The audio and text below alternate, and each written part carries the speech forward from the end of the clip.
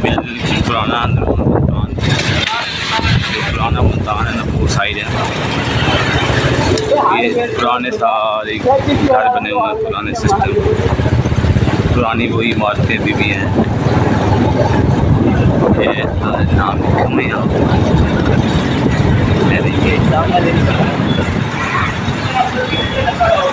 ये सामने सारा जनाब वो दरवाज़ा बना हुआ पुराना भी, यानी कि जब मुल्तान के अंदर दाखिल होते थे। गेट का नाम पुराने जो तर्ज पे बने हुए मकान हैं अभी भी मौजूद हैं, इमारतें पुरानी जो हैं। ये जी सारी इलेक्ट्रॉनिक मार्केट यहाँ पे बनी हुई है।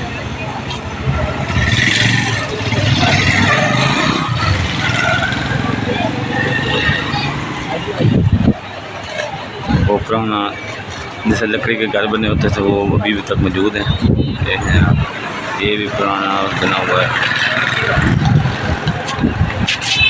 ये देखें पुराने सारे पुराने दुकान हैं।